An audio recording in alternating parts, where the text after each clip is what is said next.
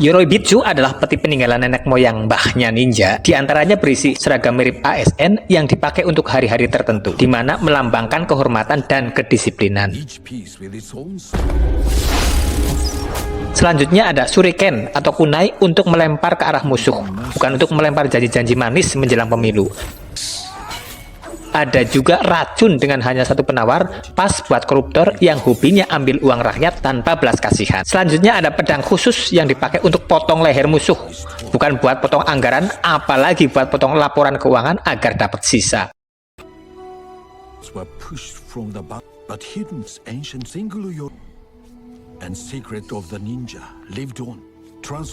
Suatu hari, Sensei Takeda, guru besar dojo, sedang memberikan kuliah 7 menit atau kultum perihal motivasi ke seluruh murid. Di antaranya ada Masazuka, seseorang yang mempunyai tekad sekuat baja, tapi sayangnya hatinya lebih cepat panas daripada kompor gas subsidi. Kemudian Keishi, murid berbakat ilmu ninjutsu, berdedikasi, dan berpendidikan, yang merupakan murid kepercayaan Sensei Takeda sekaligus sebagai pewaris peti Yoroibitsu. Yang terakhir ada Namiko, setia dan berkomitmen. Sifat iri Masazuka mulai kelihatan, matanya langsung menyipit begitu melihat Keishi dan Namiko, putri Sensei Takeda yang hampir saja melakukan olahraga otot bibir. Ketika Keishi sedang mengenang masa lalu kecilnya melalui foto, tiba-tiba Masazuka muncul dan membakar amarah Keishi dengan cara mengungkit masa lalu Keishi yang mana berasal dari keluarga broken home. Alhamdulillah, Sensei Takeda muncul dan berkata, "Tenangkan diri kalian, ingat, musuh sesungguhnya bukan satu sama lain, tapi ketidakadilan dan harga beras yang terus naik." Keishi, Masazuka. Hai. Hai.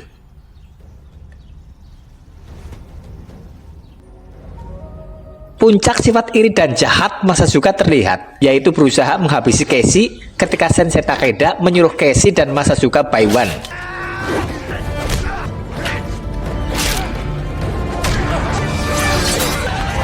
Sehingga Sensei Takeda menyuruhnya angkat kaki dari dojo.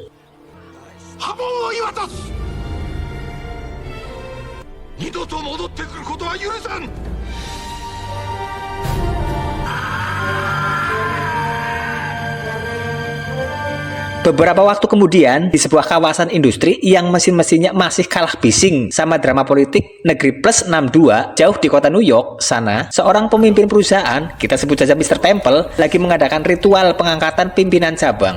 Do you willingly accept the bond?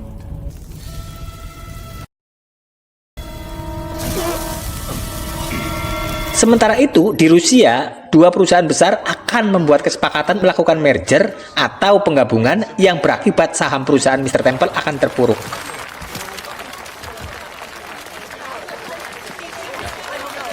Sehingga dia menyewa pembunuh bayarin untuk mengirimkan dua pemimpin perusahaan yang akan merger itu menghadap malaikat maut.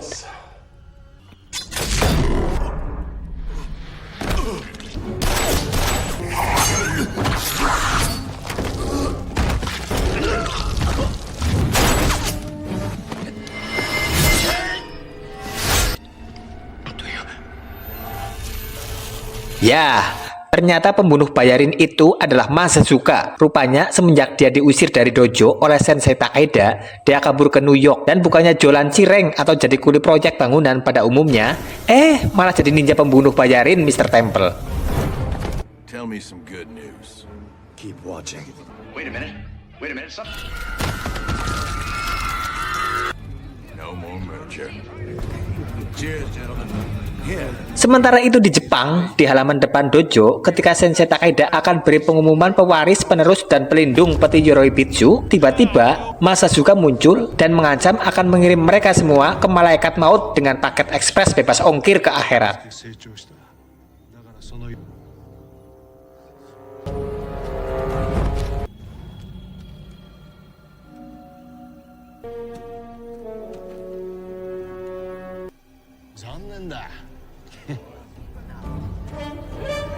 This must be taken to the other side of the world.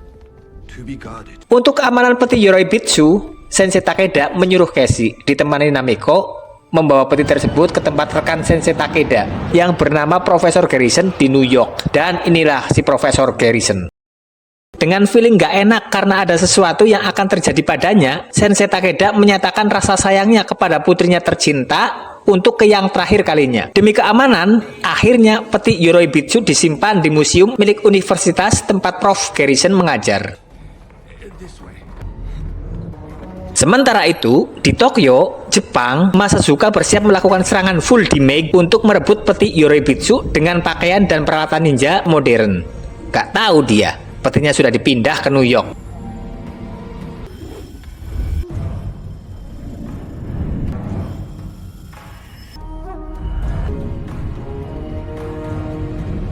Di tempat lain, Sensei Takeda pun bersiap menggunakan mode defense. Di rumahnya, Prof. Garrison menanyakan masa lalu Casey. Casey mengatakan bahwa dia dulu ayahnya seorang marinir Amerika Serikat yang ditugaskan ke Jepang dan membawa serta keluarganya. Suatu saat muncul masalah keluarga yang menyebabkan ayahnya mabuk berat dan terjun bebas ke jurang. Yang pada akhirnya ibunya menitipkan Casey ke dojo Sensei Takeda ketika dia masih berumur 12 tahun. Satu persatu antrian menghadap malaikat maut pun mulai terjadi di dojo Sensei Takeda. Disaksikan oleh hujan buatan yang sengaja dibuat oleh sutradara.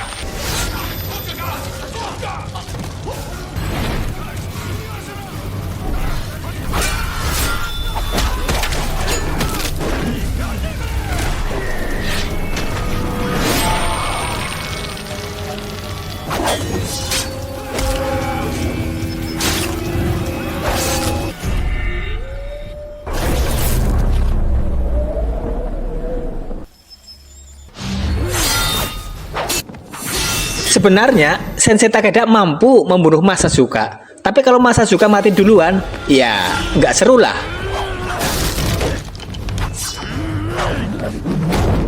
Dengan licik, Masazuka mematikan cahaya dan mengaktifkan Night Vision atau mode malam yang membuat Sensei Takeda harus fokus pada suara. Tetapi suara tetes air hujan mengganggunya, sehingga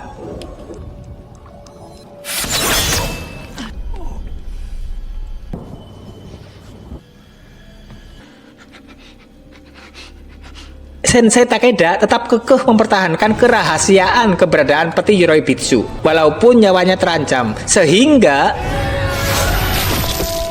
di saat bingung harus kemana lagi mencari jejak di mana peti Yoroibitsu berada, tiba-tiba telepon dari Namiko berbunyi, dan dari tulisan di layar HP situlah jejak keberadaan peti Yoroibitsu mulai terdeteksi. Sementara di New York, di saat Mr. Temple diwawancarai mengenai naiknya saham perusahaannya yang disebabkan karena terbunuhnya dua pemimpin perusahaan di Rusia yang hendak bergabung, mendadak Masazuka menelepon dan memintanya agar anak buahnya menangkap hidup-hidup Casey atau Namiko sebagai balas budi.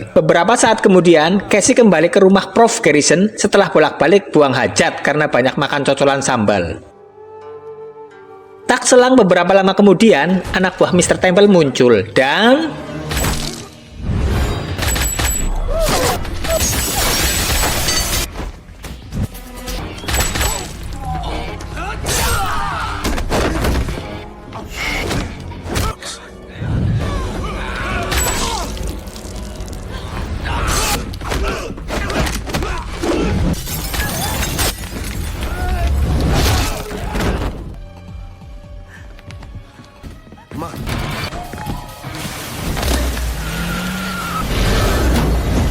alhamdulillahnya mereka berhasil kabur. Sementara itu, dari bandara Jepang, Masazuka akan melakukan penerbangan ke New York, tetapi tiket habis dan disuruh menunggu penerbangan berikutnya.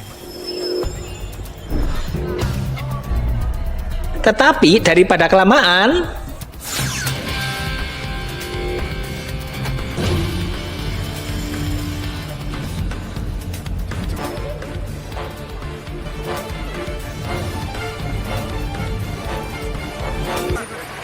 sementara itu, di TKP rumahnya Prof. Garrison, kita sebut saja agen Beller, melakukan penyelidikan dengan tersangka awal mengarah ke Casey dan Namiko, dan tak beberapa lama langsung dipublikasikan ke media. Ketika bangun tidur, Casey terkejut dengan ketidakadaannya Namiko. Kemudian menanyakan ke pemilik penginapan dan pada akhirnya menemukannya di sebuah warung kopi. Dan ketika Casey memesan kopi ke pemilik warkop, sebut saja Old Man, dia mulai menyadari bahwa Casey dan Namiko adalah orang yang sedang dicari kepolisian. Dan bersamaan dengan itu muncullah anak buah Mr. Temple. Sehingga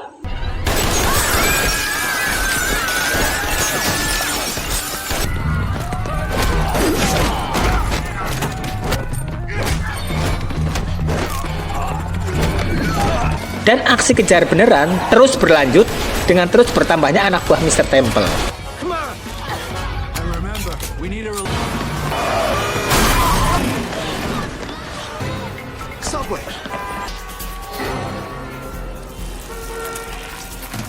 Subway.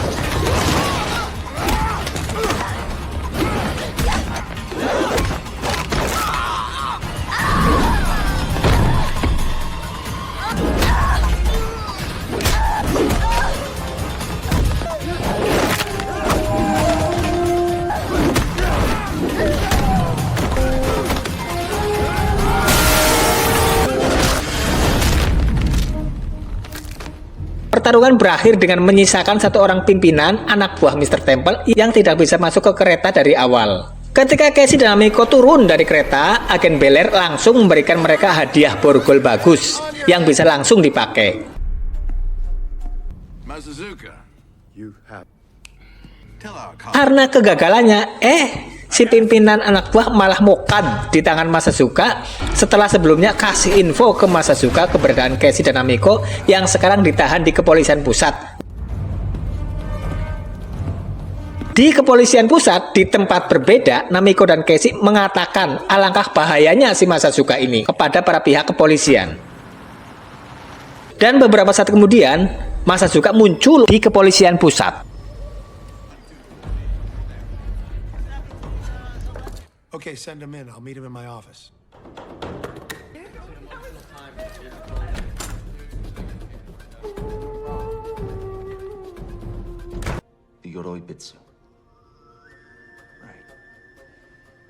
Aksi Masazuka dimulai dari pemutusan jaringan PLN cabang New York.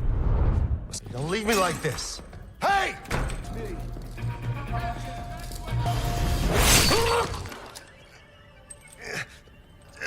Dalam keadaan gelap dan panik, Namiko langsung membanting siapa saja yang masuk.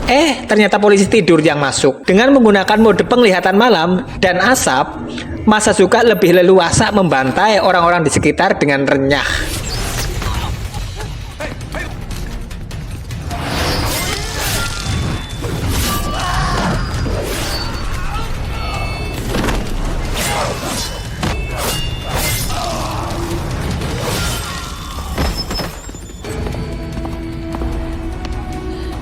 Casey yang berhasil lolos dari borgol di ruang interogasi langsung memburu Masazuka.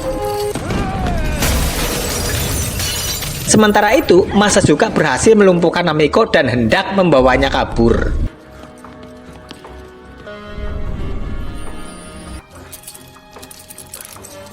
Ketika Casey berhasil melepaskan kunci borgol yang kemudian ditodong agen Bel Air, Masazuka muncul dan langsung mengedor mereka.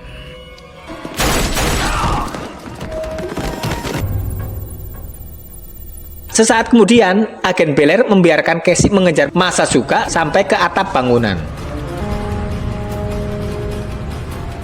dan aksi pertarungan di atas atap pun dimulai. Not before I kill you.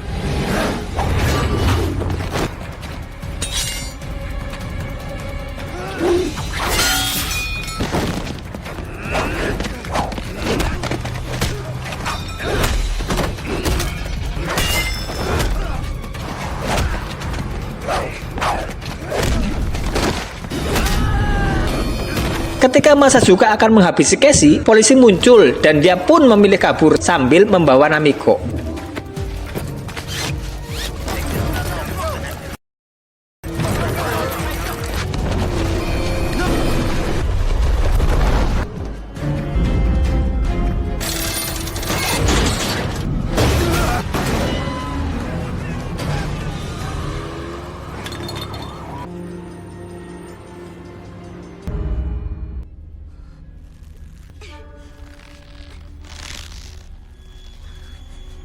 Sementara itu, di gudang dekat Sungai Citarum, New York, Masazuka berusaha mengorek info keberadaan peti Yorobitsu dari Namiko. Tetapi dia tetap kekeh untuk tutup mulut, sehingga Masazuka memberikannya waktu 1 jam untuk berpikir. Kalau tidak,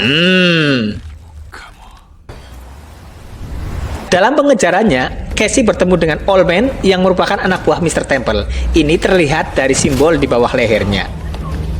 Setelah dapat info keberadaan Mr. Temple, nggak usah pakai lama, langsung gas ke TKP.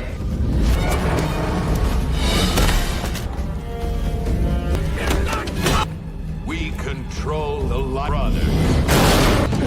Kill him.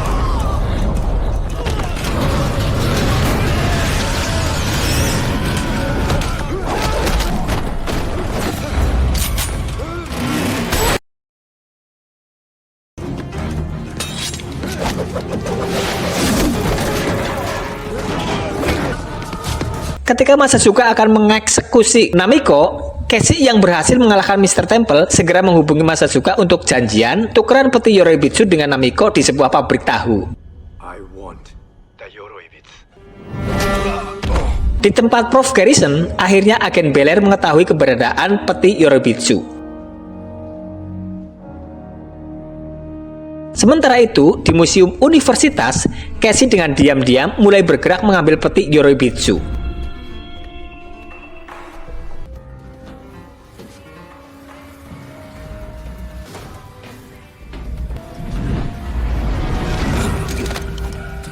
Ketika Casey berhasil membawa peti tersebut, tertangkap basah oleh agen Bel-Air. Tetapi karena dipikir-pikir banyak manfaatnya daripada mudorotnya, jika peti itu berada di tangan Casey, akhirnya dia melepaskannya.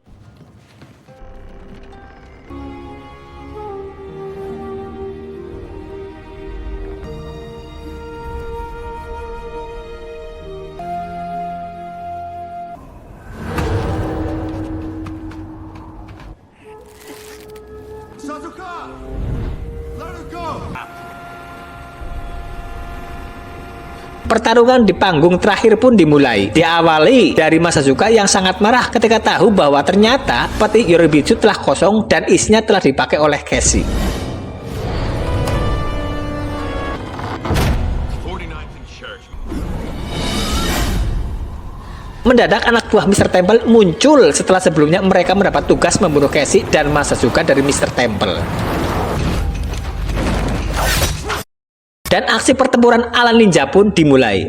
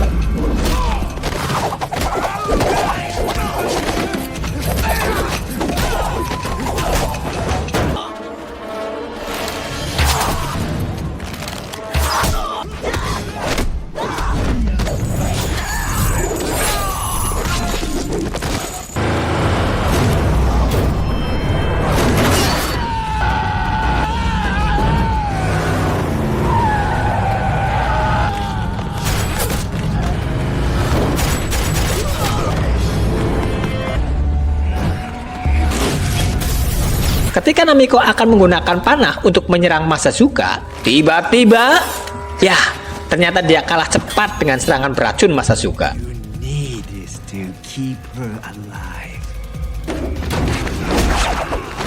Walaupun akhirnya Namiko pun berhasil melepaskan satu anak panah ke arah Masazuka dan menyelamatkan Casey ketika dia terdesak. Kemarahan Casey memuncak ketika Masazuka menumpahkan satu-satunya penawar racunnya, sehingga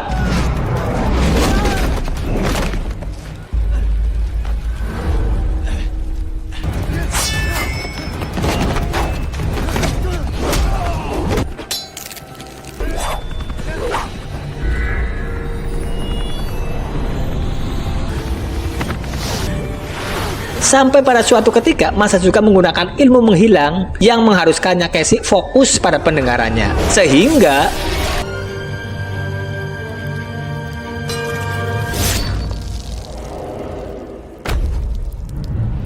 ketika Namiko menjelang sakaratul maut, Casey teringat ucapan gurunya bahwa di samping pedang katana Yorebitsu memiliki kekuatan untuk membunuh, pedang ini juga mempunyai kekuatan untuk menyembuhkan, dan akhirnya